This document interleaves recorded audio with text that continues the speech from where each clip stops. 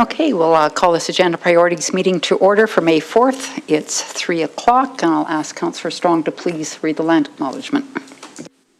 Thank you, Mayor Barclay. The town of Innisfail acknowledges that we are meeting on Treaty 7 territory, the ancestral and traditional territory of the Blackfoot Confederacy, Kainai, Piikani, and Siksika, as well as the Tsuut'ina First Nation and Stoney Nakoda First Nation. We acknowledge that this territory is home to the Métis Nation of Alberta, Region 3 within the historical Northwest Métis homeland. We acknowledge the many First Nations, Métis and Inuit, who have lived in and cared for these lands for generations. We are grateful for the traditional knowledge keepers and elders who are still with us today and those who have gone before us. We make this acknowledgement as an act of reconciliation and gratitude to those whose territory we reside on. Thank you, Councillor Strong. Moving into 2.1, are there any additions or deletions? Could I please have someone make a motion to adopt the agenda as presented? Councillor Hill. Mayor Barclay, I would make that motion. Okay, thank you. All in favor? Carried. Okay, we'll move into 3.1 with CEO Becker and the town of Cochrane AbMunis resolution. Thanks, Mayor Barclay. Hello, Council. So this report comes to Council following the discussion at the April 20th VMP meeting. Following the meeting, a series of questions were placed to the town of Cochrane. Then they responded with stating they were open to a conversation with myself, the CEO, and Mayor Barclay, which we took advantage of that conversation, which was held recently. In basic terms, I think the report outlines the intent of the town of Cochrane. From my perspective, from the report and the conversation, just that the recent policy changes included a shift away from supporting perpetual easements in favor of time-limited agreements, which does not favor all landowners. There's concern in some instances where a landowner wants to have a perpetual easement, and the new policy is considered more of a term agreement. So it's really not a perpetual agreement when there's a term associated. So they did provide an example, the Wine Glass Ranch, which wishes to sustain or obtain or maintain their current land for years to come, probably within family, and a perpetual easement is more reflective to their needs of their requirements for long-term land ownership. So, Mayor Barclay, that's my report. If there's any questions, maybe you have more to add to that. I don't think I have more to add. I think it came clear speaking with the mayor and CEO of Cochrane how important the perpetual aspect is of conservation, and you know, it's obviously difficult, likely, to find people that may want to preserve land, do it when somebody could change it down the road. So that became much more clear. Councillor Russell. Thanks, Mayor Barclay. I still have concerns with the perpetual part of it, because I haven't seen, and I read it a few times, what are the guidelines that will determine whether someone will be approved? Who approves it? What guidelines will they use to approve it? Because I still do have concerns that we could have some properties that are put in there forever, and that would cause some development issues as towns annex and cities annex. So I still personally have concerns. Did you want more answers to that? Did you want us to bring back more answers? Or well, I mean, right now with the information I have, I'll be voting against it because I don't know that information. Right?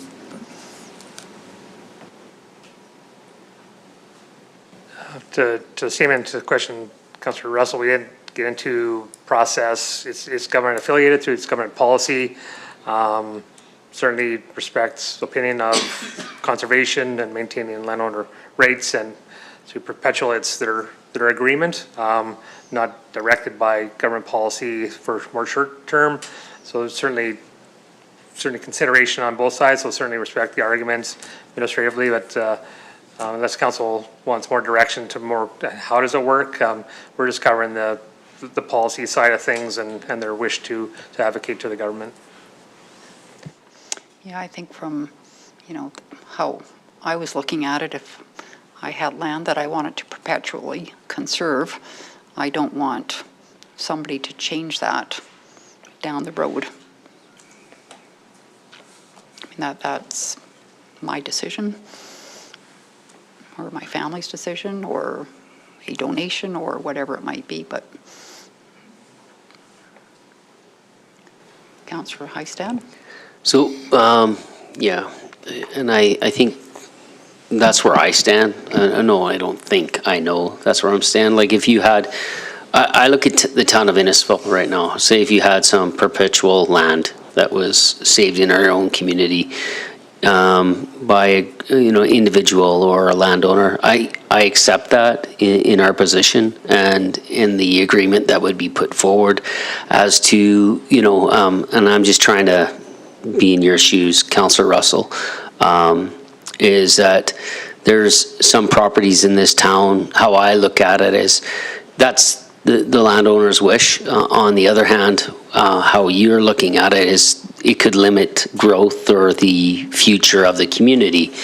How I look at Innisfil, Innisfil is, in my 40 years, is always kind of been it's kind of grown into the 40 years that I've seen in our community.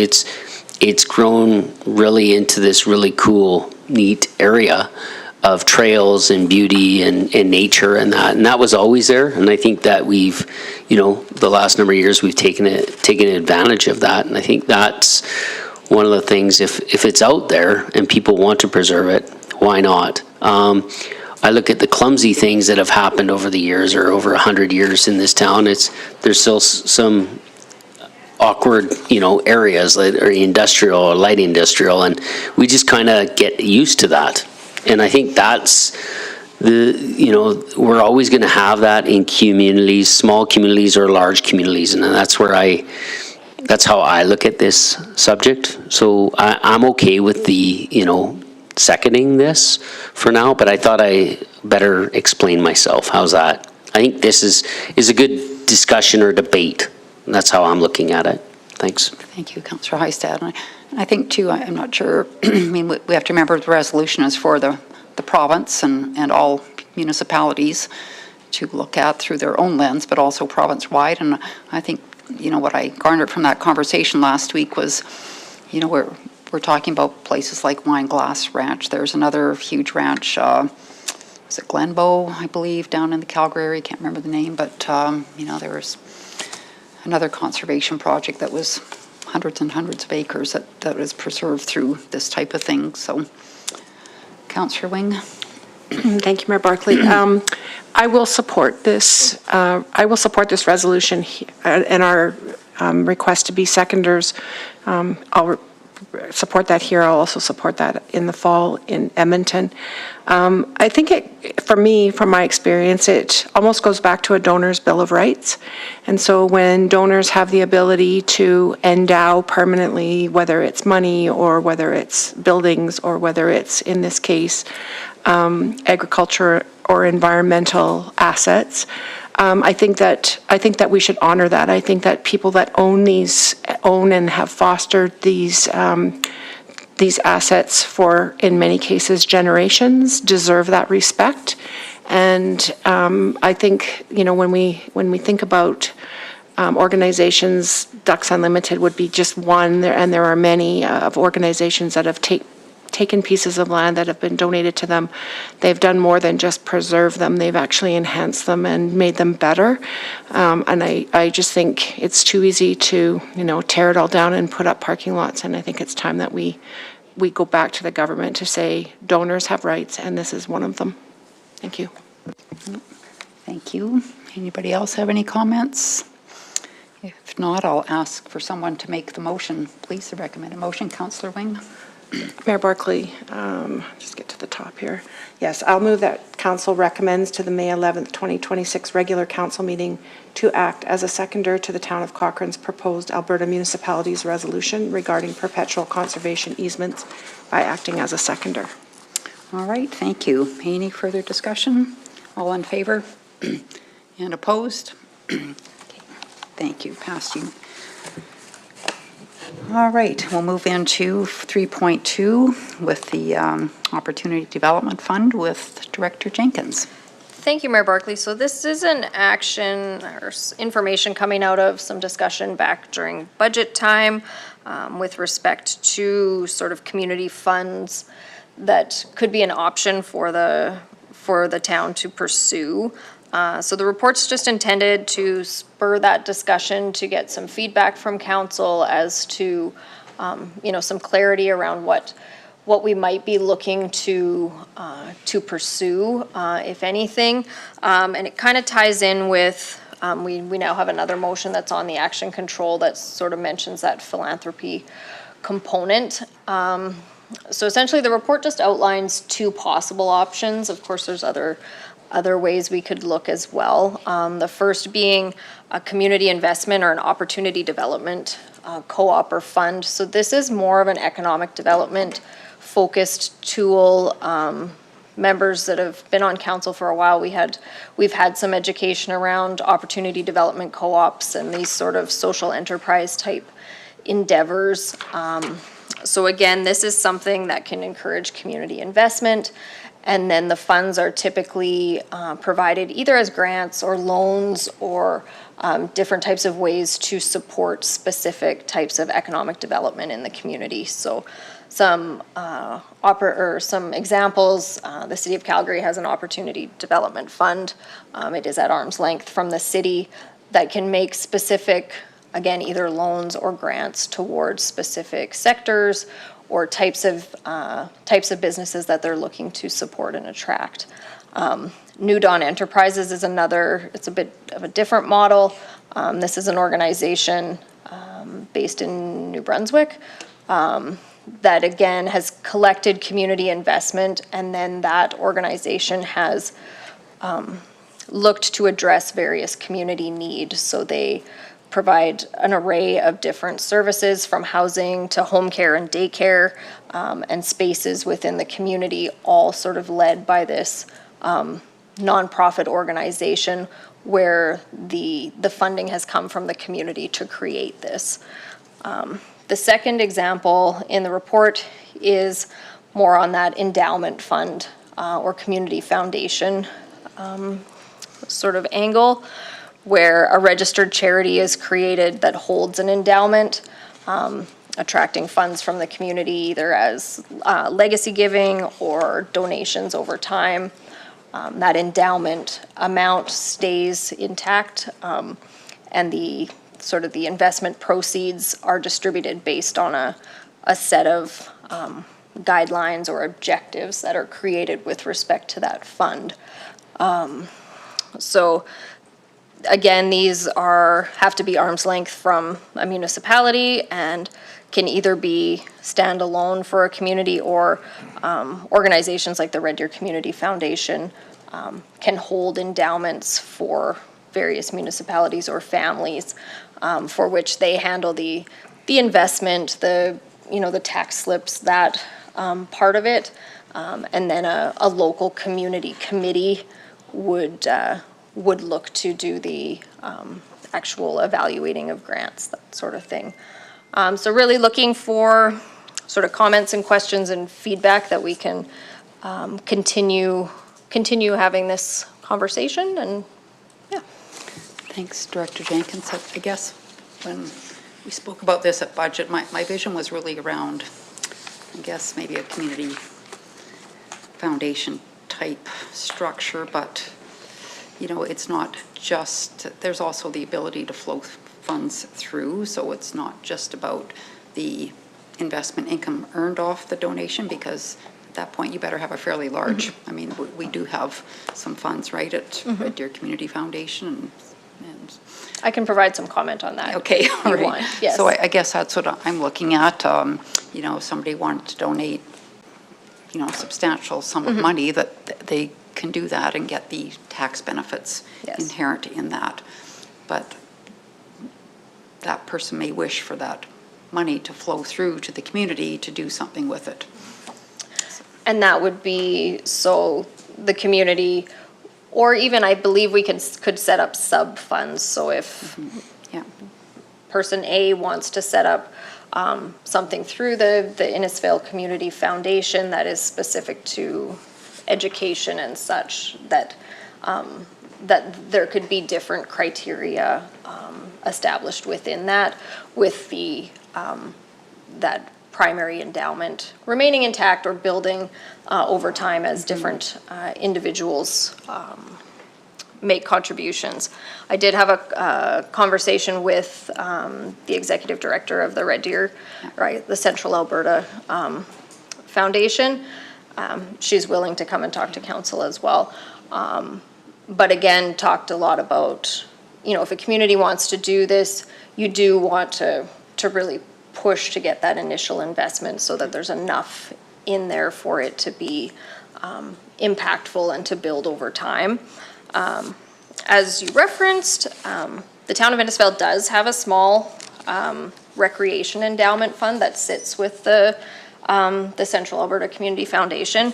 It was established in 2012 with an amount of $5,000.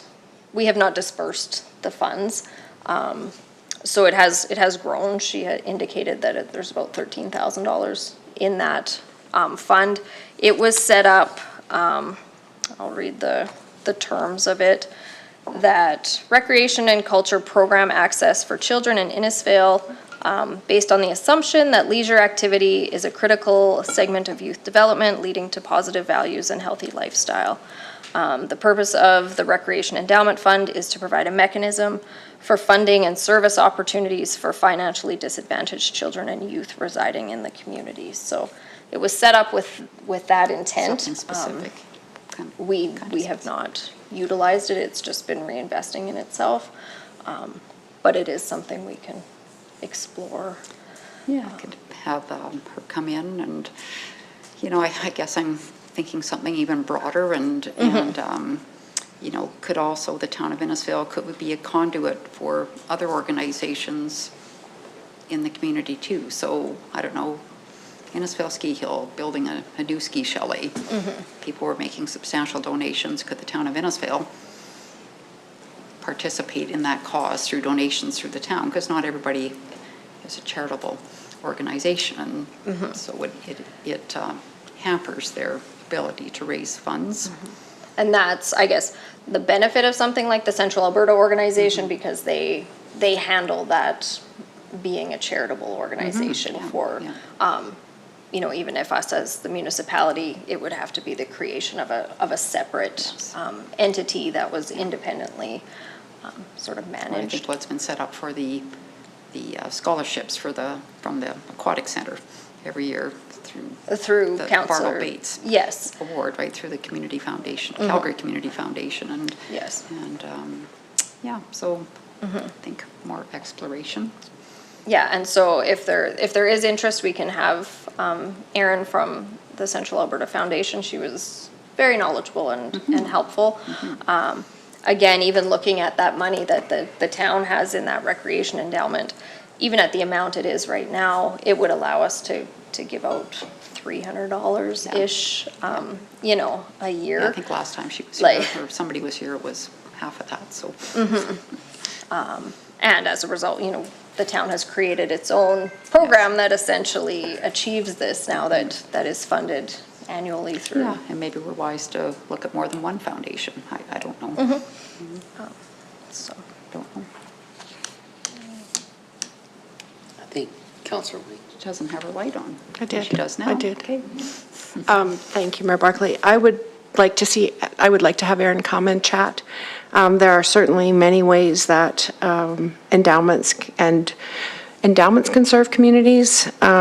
Actually, $13,000 at 5%, which I think is what they're required to pay out, is about $650, and so that a year is not a bad amount for scholarship. But anyways, other ways though that organizations that have the ability to receive a donation, give somebody a tax receipt, could be the donation of properties. There was a home in Red Deer that was donated to the Community Foundation. The home was sold, and the money then was endowed for one of the school foundations in Red Deer. So, you know, the gift that was given in the end benefited a local charitable organization, but it was definitely the donation of of a piece of physical property. So that's a good benefit, I think. Flow through is absolutely a possibility. Canada Revenue Agency, and we can sure get more information from Erin when she comes. When there's a tax receipt involved, the donation has to end up somewhere that's actually registered with Canada Revenue Agency and has an approved charitable purpose. And so sometimes it can limit us, but it can also cause organizations to form some really strong partnerships and accomplish the work in a different way. So yeah, I think it would be good to have Erin come and give us more information. Yeah, thanks, Mayor Barclay. And to jump off what Councillor Wing had said, I think having that opportunity to have a presentation on this would be great. Also, you know, you're looking at facilities, you mentioned the ski hill, Mayor Barclay. Maybe there's something else that we're looking into and developing in our community where individuals may want to jump on board. That may be an opportunity. I look at, you know, just things like even if it's, you know, you have someone that wants to, you know, philanthropy to like a member benefits type opportunity for individuals who are in need. Those kinds of things, I think there's huge opportunity. I think that when people are ready to give money, and if I'm offside, tell me, but, you know, some people don't, you know, sometimes when the people pass away, or they don't think of these things, you know, when you're through your life, it's an opportunity for us to educate individuals on how we can best serve their wishes and our community, and that's what I see is really important. So, thanks. Thank you. So, anybody else have anything to add? Do you want a motion to accept the report? Do you want also a motion for to invite Central Alberta Community Foundation to come, or? Mayor Barclay could combine them to Okay. accept his information and. Okay. I'll move then that we accept the report for information and extend an invitation to Eric Peden from the Central Alberta Community Foundation to come and meet with council. All right. Thank you. All in favor? Carried. All right. We'll move into e-bikes with Director Leith. Mayor, Council, the intent is to provide some clarity on what's legally permitted on our public roads, sidewalks and pathways, and also what tools we have to enforce some of those rules and regulations. So as we're aware, communities are experiencing increased use of e-bikes and small electric devices. Reference to these devices currently is only made within our parks bylaw in the definitions only. However, there are proxy offences in relation to unsafe or improper use of these devices relating to speed and use on sidewalks or pathways. Safe operation is also covered under the traffic bylaw and parks bylaw. The Traffic Safety Act and associated regulations define several categories of small vehicles. Two of the categories that are most relevant to the municipal operations are powered bicycles, e-bikes, and prohibited miniature vehicles. These categories determine where these devices may be operated and the safety requirements that apply. Prohibited miniature vehicles, which are the ones that we seem to have more of a problem with, more so than the e-bikes. These classify small motorised devices, prohibited miniature vehicles which cannot be operated on any public highway or roadway. These include e-scooters, pocket bikes, go-karts, golf carts, and personal transporters. Operating restrictions, they're not permitted on roads, sidewalks, or in ditches, may only be operated on private property. Only exception is a permit authorising limited highway use.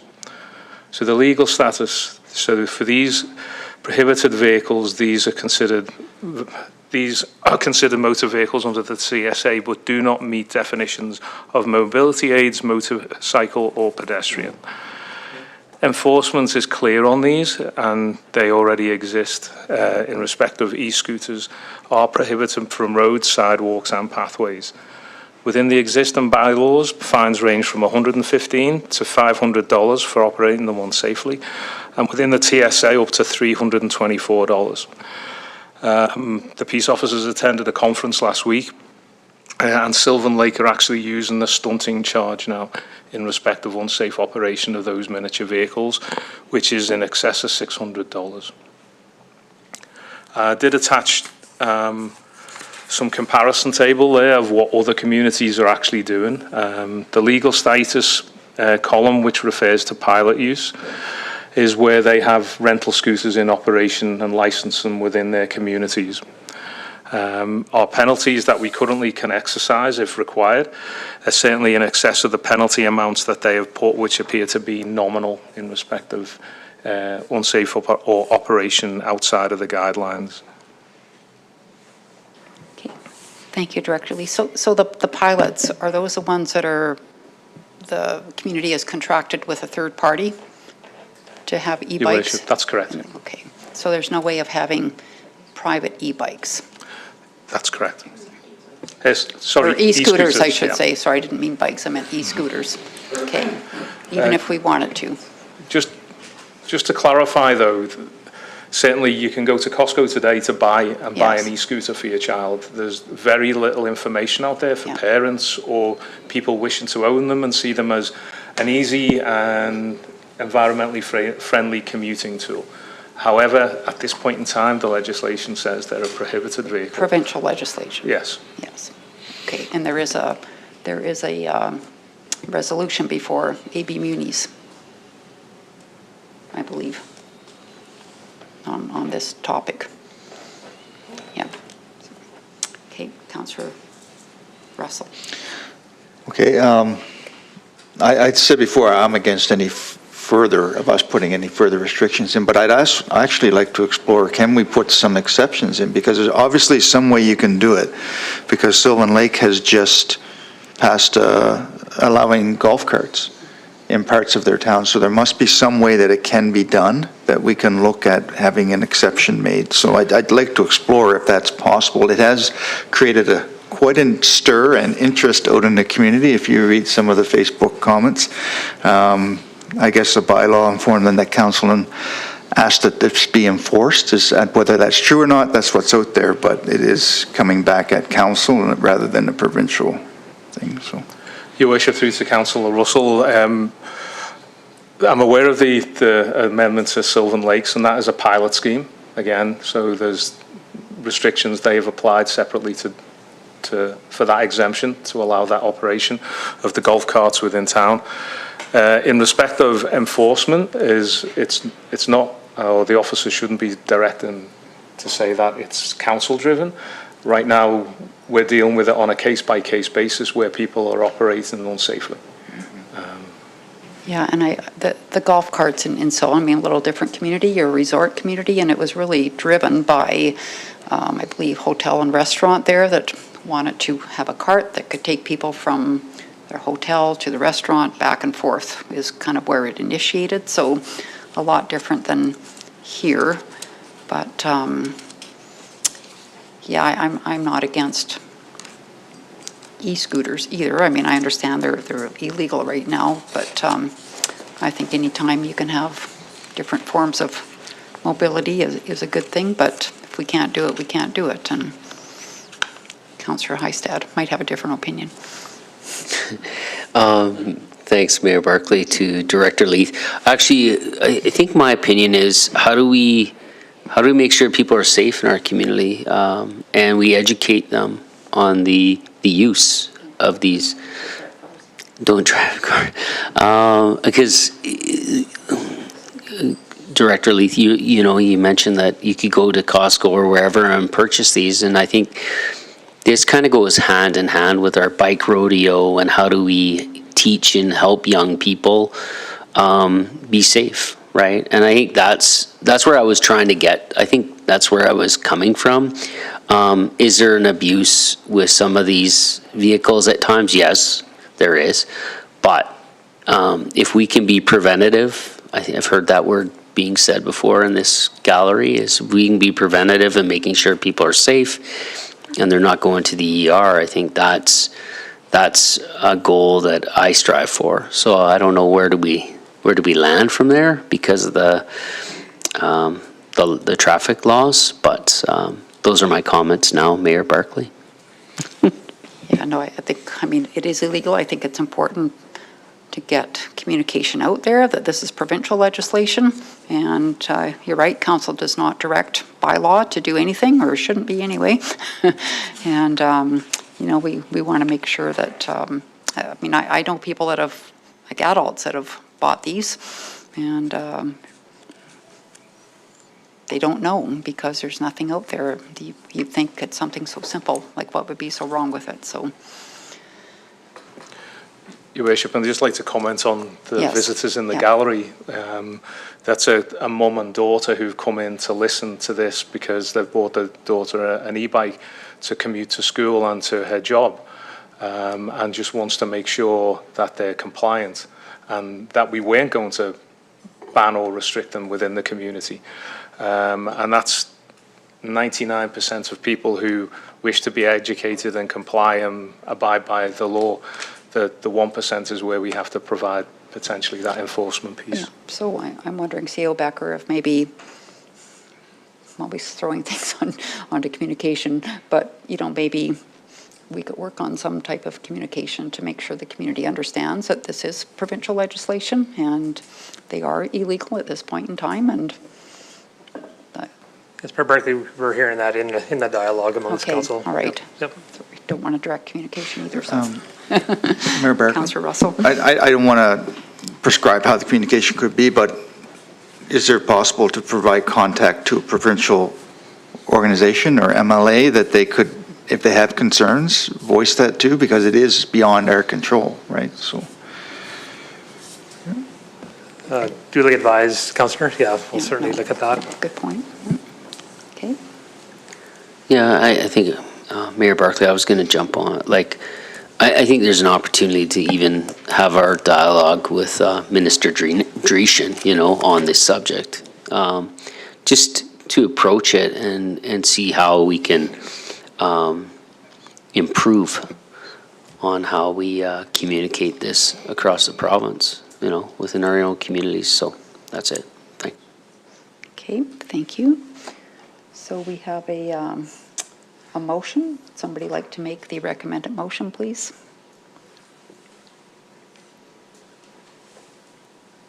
No quick lights. Come on. There we go. Councillor Heistad. I'll just make a motion. That we accept the report as Yeah, information? accept the report as information. Okay, Thank was there you. any more motions that we needed to see Becker about that? No, you're good? Okay, all in favor? Carried. Okay, 3.4, franchise fee with Director Vickers. Yes, thank you, Mayor Barclay. So before you, we have completed our review of franchise fees for electricity and natural gas to help better understand both their role as revenue and their impact on community affordability. So we did take a look at our current franchise fee rates, the potential revenue impacts, as well as the relationship between utility costs and household income. This included consideration of how costs are experienced across different household types and income levels, providing a clearer picture of affordability within the community.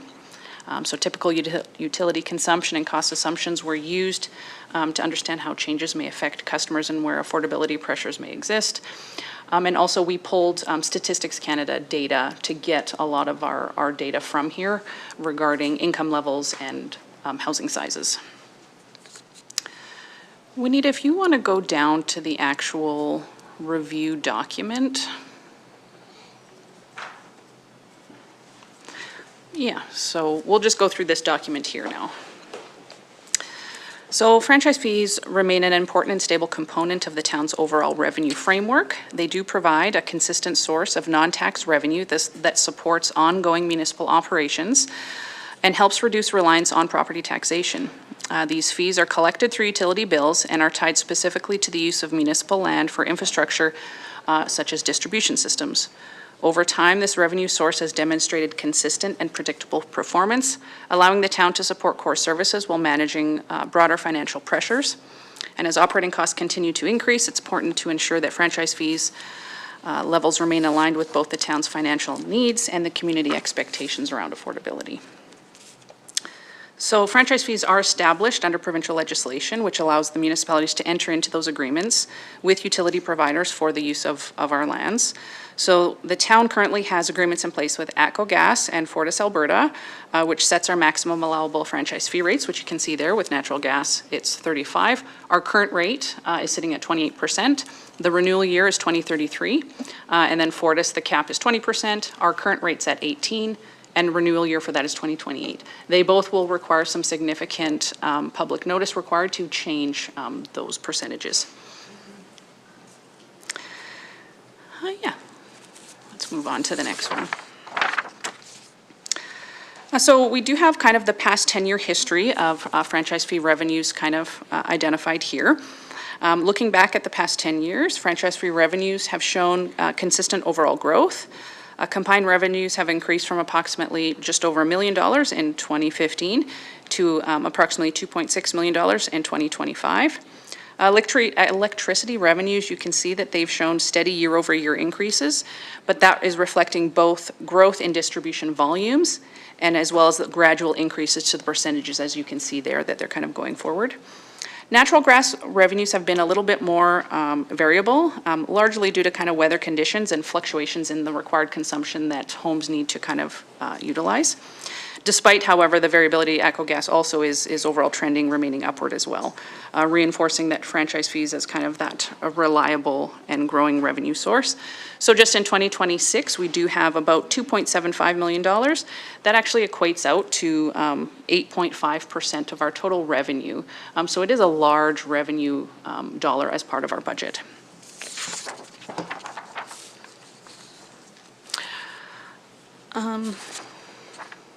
So we'll go into the revenue forecasting. So the 2026 budget does have approximately 2.75.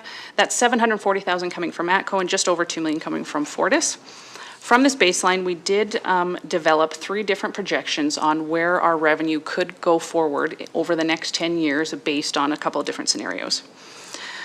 So the first scenario here is everything just stays the same. We're keeping ATCO at 28 and Fortis at 18, and we're just going through and seeing those distribution charges increase over time, and then that kind of, you can see how it trickles down to 2035. We come from 2.7 today to 3.2 in 2035. So that would just be standard CPI growth based on that. So this one here, we're going to kind of moderate increases here. So 26 to 27, we kind of stay the same, ATCO at 28 and Fortis at 18. And then from 28 to 30, we slowly go up from ATCO at 29% and Fortis at 19%.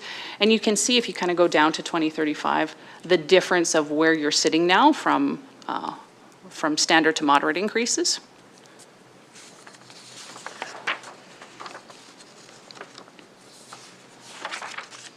And then this one is moving towards the maximums. So ATCO, you can see kind of a generalized increase. So up to 2030, they would be at the cap of 35%. Fortis would increase to 19 in 2027 and then back into 20 in 2028. And if you look forward, you can see kind of how that revenue projects out. And then if you want to go to the next page, Juanita, it kind of just shows a little bit of a summary of all 3 right there. So all scenarios begin from the same baseline from 2026, so you can see 26 is all the same, and they diverge over time based on the rate decisions that council can make. So you can see the 2.25 million, and for those fixed rates, that's, we don't change anything from where we're sitting at right now. The next one is kind of moderate increases, and then towards maximums by 2035, you can see some significant changes into some of that revenue that we would receive.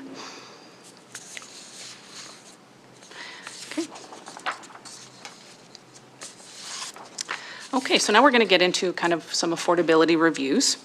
And so again, we did pull census data for this review, so just note that it is 2021's data. A new census will be coming out in 2026, and a lot of that information, the updated financial household limits, will probably come out in late 27 or possibly even 2028. So for residents, so we start with residential kind of affordability review.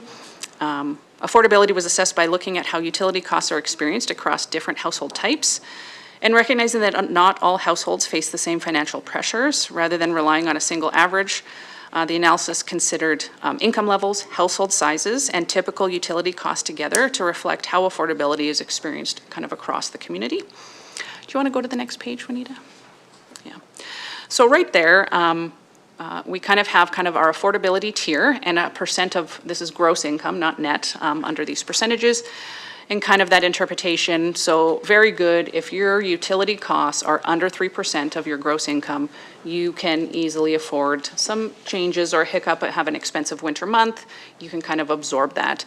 If you're in that poor or very poor, anything kind of over 7% of your utility or your gross pay, you're at a point where you're looking at not being able to afford energy. And up over 10%, you're in energy poverty at that point. So it's becoming a barrier for you to afford energy. Household income plays a key role in determining the ability to absorb utility costs. Lower household income has less flexibility, meaning that even small increases can have a more noticeable impact on overall budgets. At the same time, higher income households generally have greater capacity to absorb these costs. So household size also influences affordability. Typical monthly costs can range from $180 for a single person upwards to $750+ from 5+ persons.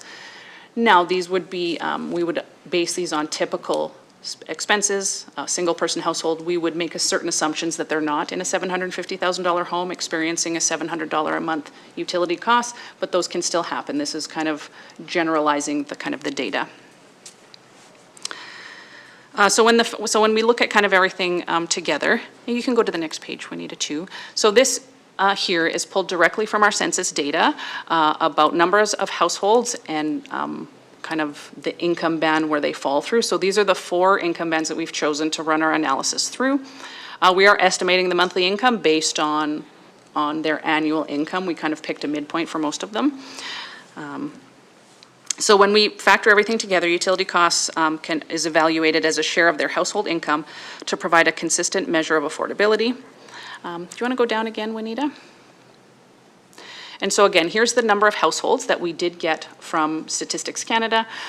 So we're kind of overlapping household size and income band, and we are making assumptions that people generally live in the houses that they can afford.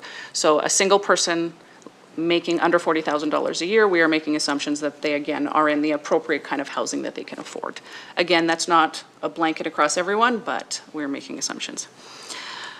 Okay. So when we take the percentages of income band based on household size, this is kind of how we come up with.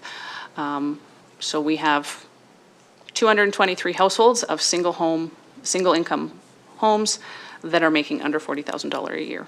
And then it comes out that we had 3,345 reportable properties based on household size and income data to get to those kind of numbers.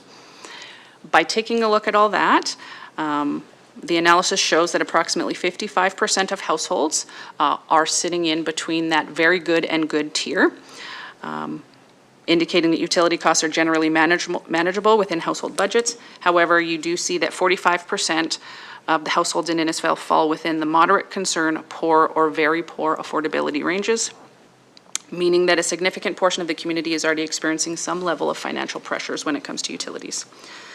Overall, while most households are in a relatively stable position, there is a meaningful position of the population that can be more vulnerable to cost increases. And households with lower income or limited financial flexibility are more sensitive to changes, and even modest increases can have an impact.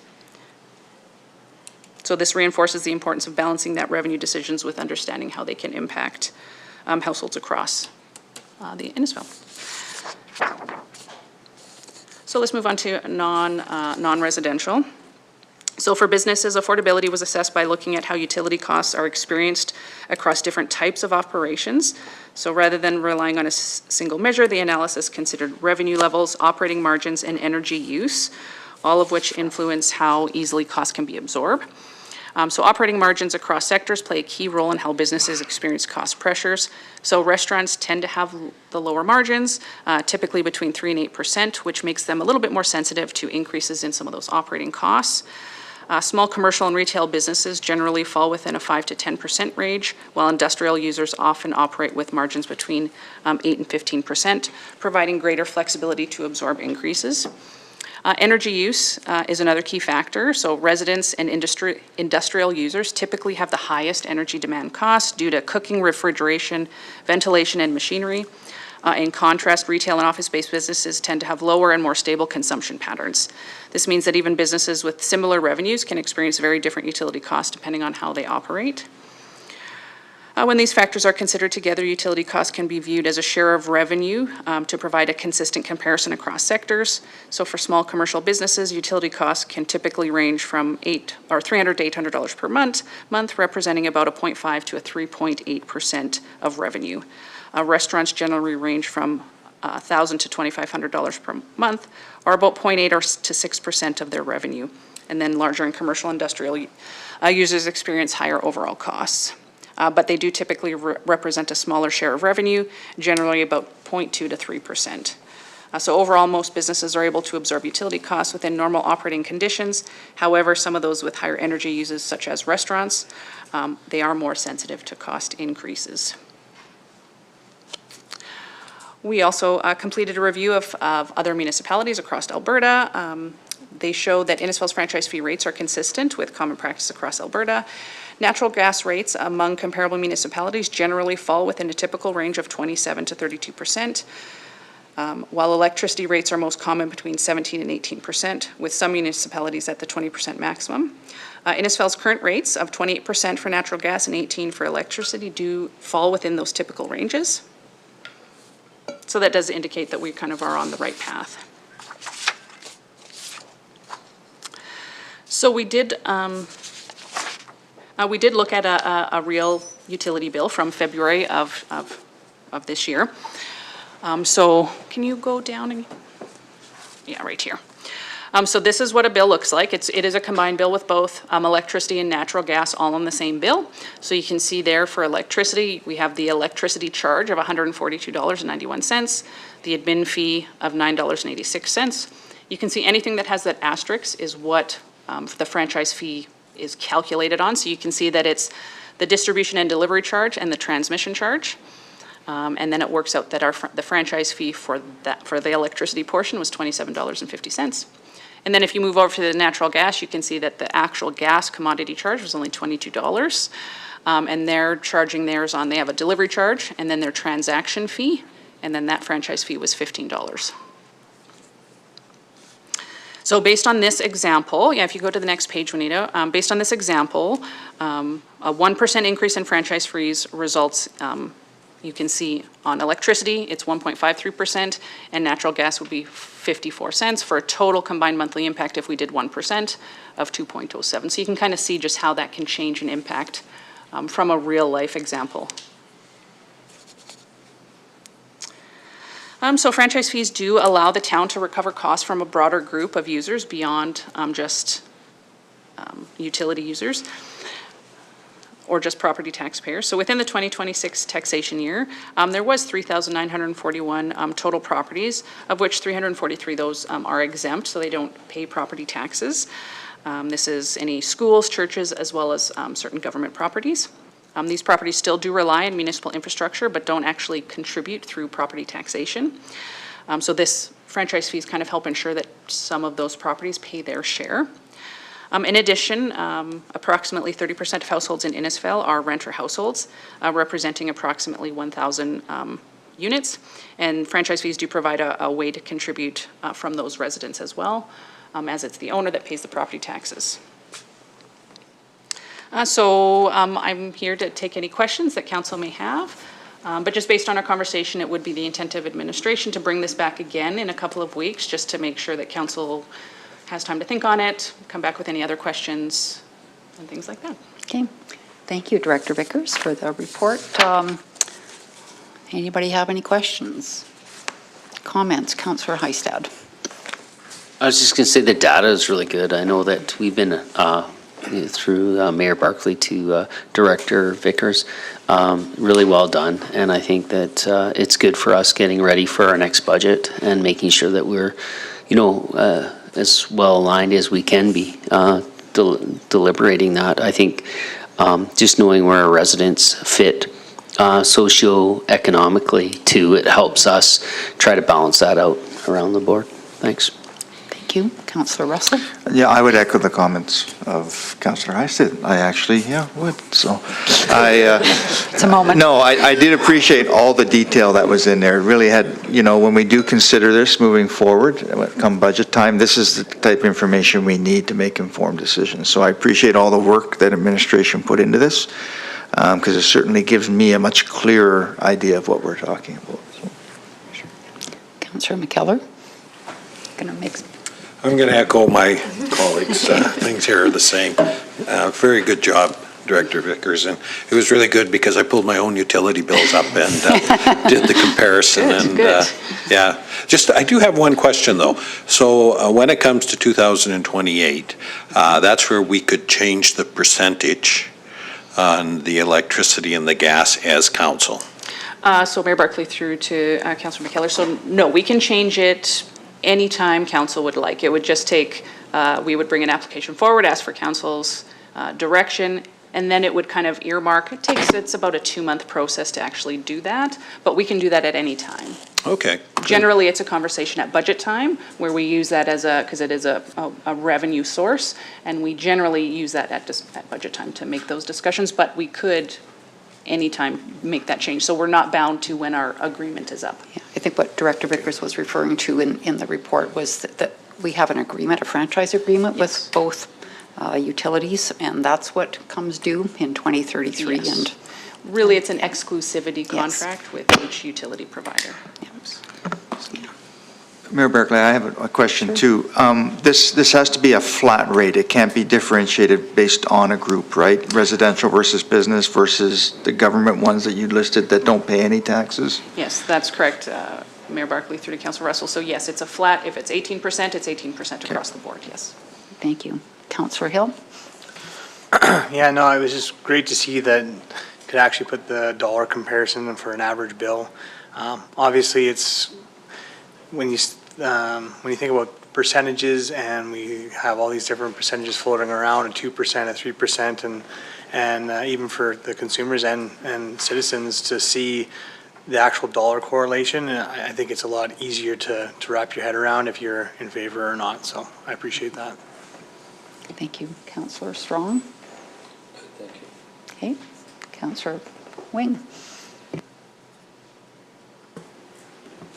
Thank you, Mayor Barclay. Yes, thanks Director Vickers for the work. This is very interesting. The data is really helpful. It'll be interesting after the census results come forward, just as far as population. I mean, we see that number all over the darn place, so I'll be interested in that.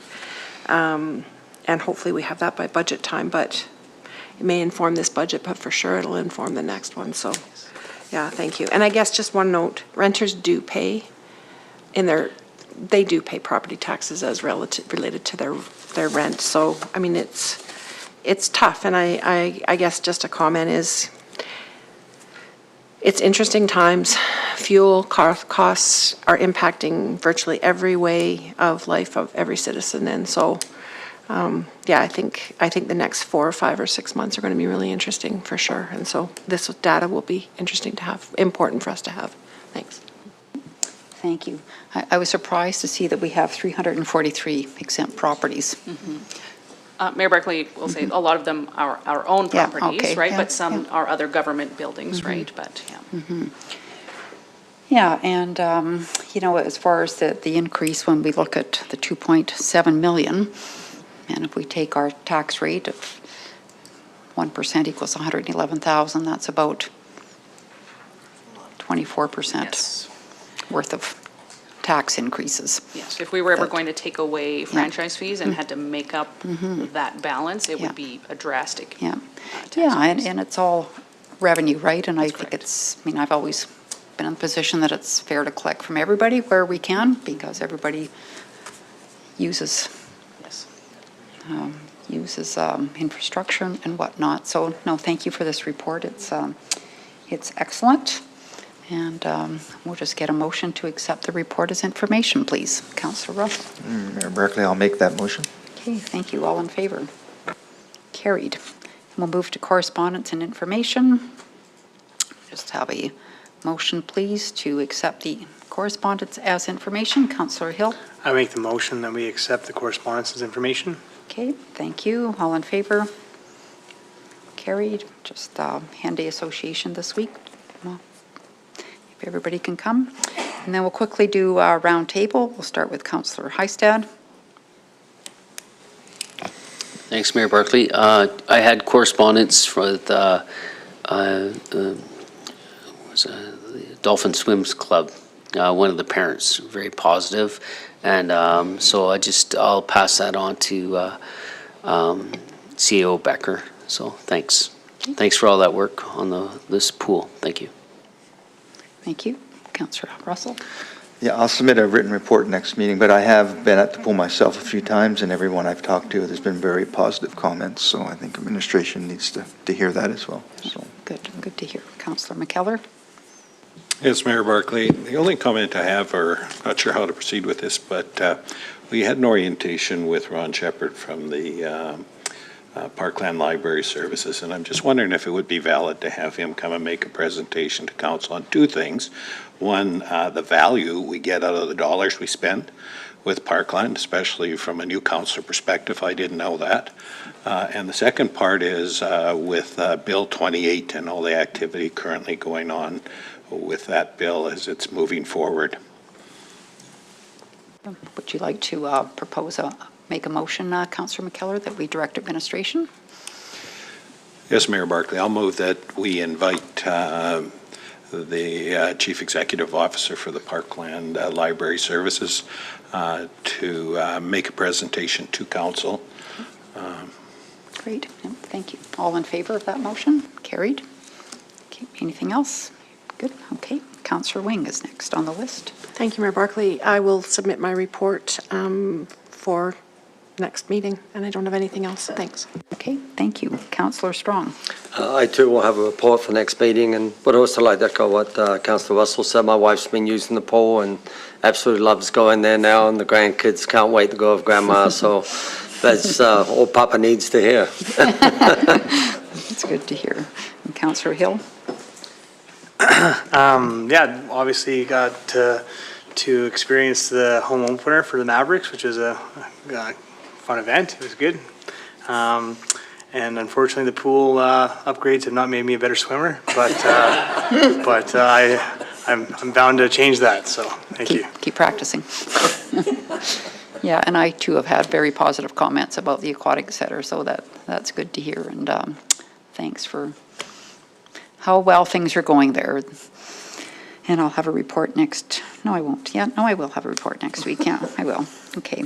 And we'll move into 6.1, upcoming events. Just want to mention, I think it's the last day to register for the Cape AGM. If anybody wants to go, I brought the agenda. So there's two speaker panels. One will be Deep Sky and Enhanced Energy in the morning, and then in the afternoon, it will be around investment readiness. And we have, sorry, too many papers on my desk here. There's Niall Kerrigan coming. He's Plug and Play Senior Corporate Partnership Manager out of Calgary, and Matt Mayer, who some of us know from Energy Futures Lab. He's a strategy design with Energy Futures Lab, and Kevin Wheatlick. He's VP of Commercial and Destination Development with Travel Alberta. So they'll be the people in the afternoon, and then Gillian Hines and Sean Day will be on the panel in the morning from Deep Sky and Enhance. So looking forward to that this Friday. So if anybody wants to go, let Juanita know right now. Before the end of the day, yeah. Okay, so we'll move into... Mayor Barclay, upcoming events, is that what we're on right now? Yes. There is a Policing and Safe Communities Committee meeting on May 21st from 5 to 7. Okay, thank you. So we'll just get a motion, please, to accept the amended upcoming events, adding the police committee in. Councillor Russell? I'll make that motion. Thank you. All in favor? Carried.